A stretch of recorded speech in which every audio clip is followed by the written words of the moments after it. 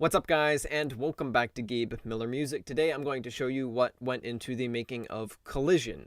And I'm going to keep this one a little shorter because this is a collaboration, so I can't show you all of the sound design that went into this, because what we did was we basically would work on something, bounce it all out as stems, fire it to the other person, and then keep that going back and forth until it was finished. So let's start off with the drop right here.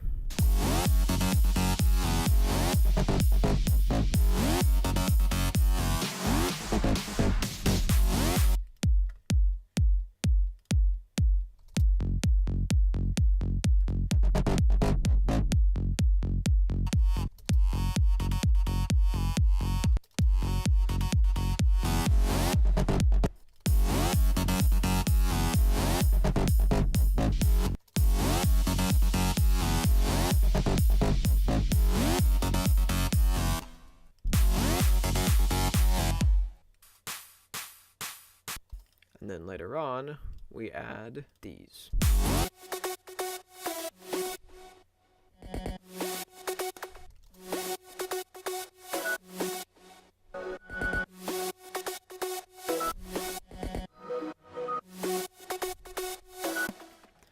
So let's go into a bit more detail with that. Most of the sound of this track comes from the relationship between the kick and the bass, and then the main lead. So let's start off with the kick and the bass right here.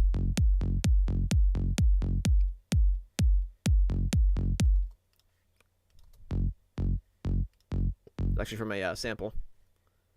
Got a little bit of EQ on that. Remove some mids and such. Then this kick. And I believe this is playing like the same note as this bass. So you can hear how they interact and kind of fit together really nicely.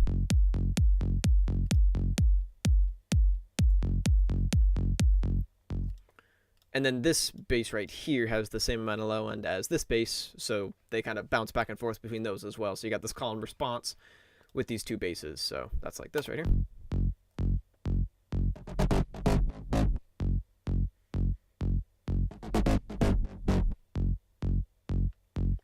And then we throw in the main lead, which actually started off as a bass, and so that's why I have quite a bit of low end rolled off here. A little bit of reverb, and then of course, LFO tool.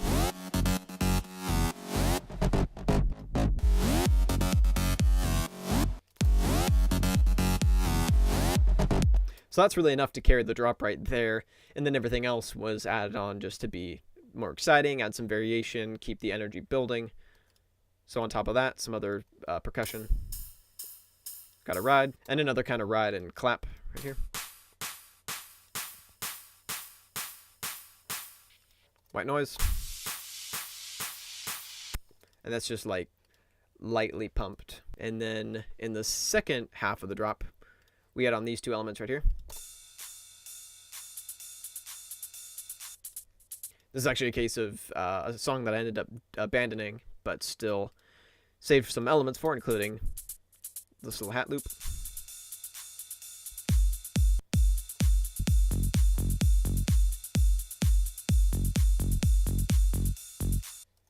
So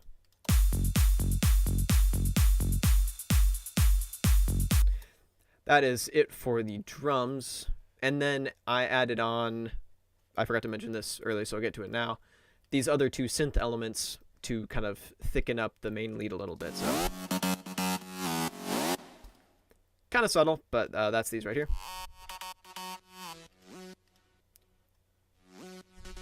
So this guy's kind of saw based, and then this one is to kind of enhance that kind of bounce feel, bring out that kind of that Melbourne bounce kind of influence. And then one of the big additions to the second half of the drop is this saw element. This is actually the lead from Spark. And that just lifts the whole drop to another level of energy. And then also new are these kind of glitch elements right here, which are really cool. Just go in those little gaps to just keep it interesting, so your ear is always noticing something new. You go, oh, there's a cool sound, there's a cool sound. Oh, and then this guy right here as well.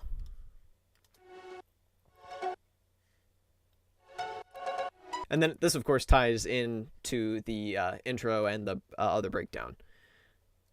So real quick, I'm going to go into the second breakdown and the build. And like I said, I'm going to keep this one a little bit shorter. Oh, so when you throw everything together, you end up with... And then finally a little riser, bringing you into the breakdown. So to start off the breakdown, it starts off pretty stripped back. We got this element. It's a little ARP being automated in.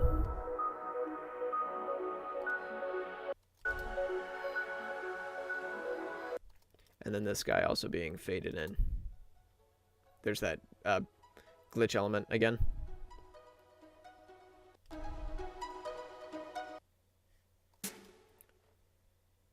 And then a pad and a bass. So here's the pad.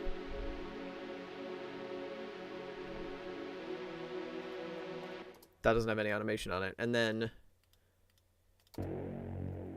this bass with no bass in it, because I'm saving that for a thing I always enjoy hearing in songs, and a thing I kind of do kind of often, is to have this part with a minimal amount of bass, so your ears get used to hearing that, and then suddenly drop in all this bass in this section, so you get this just kind of cool moment where that drops in, and it's not a ton of bass, it's just kind of a normal amount of bass, but it contrasts nicely, and so when it's brought in, it just has this nice feel to it, so, like this. And that's this guy right here, so I got some bass amp, some distortion, just make it really dirty, and then a bunch of high-end rolled off.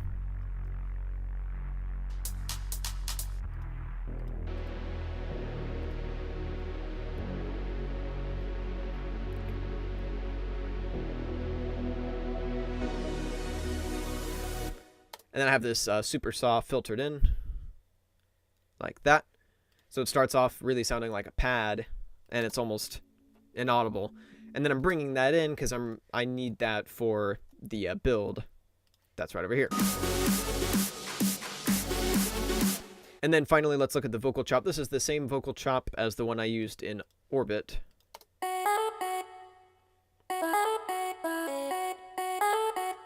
Just got some pretty extreme EQ and then some reverb. And I've got a download for that in the description if you guys want that. So I basically just loaded it all into my sampler and then played it out.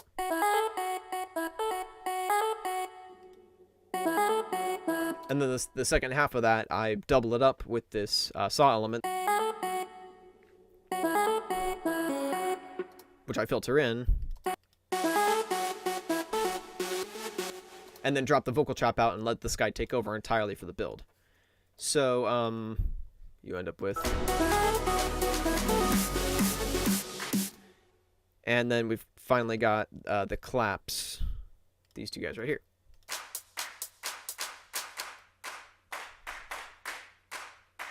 Kind of a fun element. This is from Logic's built-in drum kit designer. And then this right here. Kind of a 909 clap, so you double them up.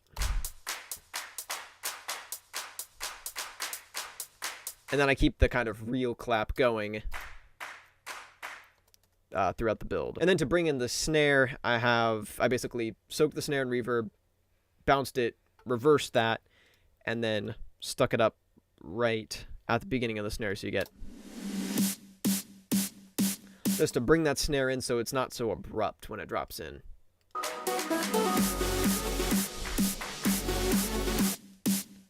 And with this, I just have a bit of low cut automation.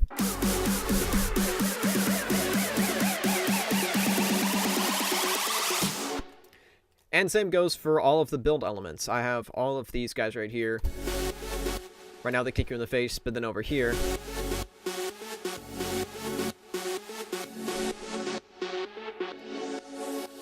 and then finally this riser from a previous track. And then this fill. And the snare pops up all over the place, and the big thing that contributes to its sound is the flanger. So let me take that off. Fine by itself, but if you add a flanger on, adds a different feel to it, which is kind of cool. And then you go back into the drop. So one thing I've been trying to be very conscious about lately and really be intentional about is to reward the listener for listening to a song all the way through. And so really, I don't have a problem if a producer just does like an intro, breakdown, drop, similar breakdown, same drop, and then outro. I mean, that's fine. It's kind of this self-contained thing, and repetition, electronic music's kind of built on that. But at the same time, especially when you're doing stuff for YouTube, I think it's really nice to give the listener a reason to stick around and hear something different, hear some variation. And so the breakdowns are totally different. And then with the drop, I have it already at a high point and then build even further. So this is basically, that's basically the second half of the first drop right here. And then I build that up even further by adding on a couple more elements. And so, except I reserved this percussion right here for the second half once again, just like the first drop. But on this part, I made a couple of changes. The big ones being this lead has come up in volume. And I now have the vocal chop doing the same thing.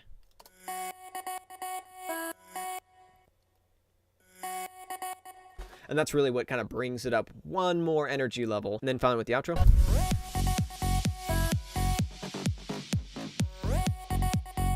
In this case, I actually have a pitch bend on the vocal, so I can,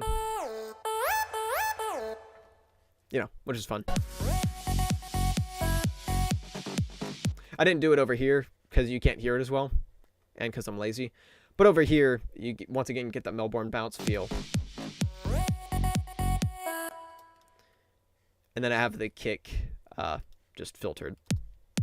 And so from there, the song just kind of winds down. Alrighty, so that is it for today. Hopefully you guys enjoyed this and found it helpful for your own productions, gave you some tips that you can take away and hopefully apply. I will be back with a new song next week, and until then, I'll see you guys next time. Peace.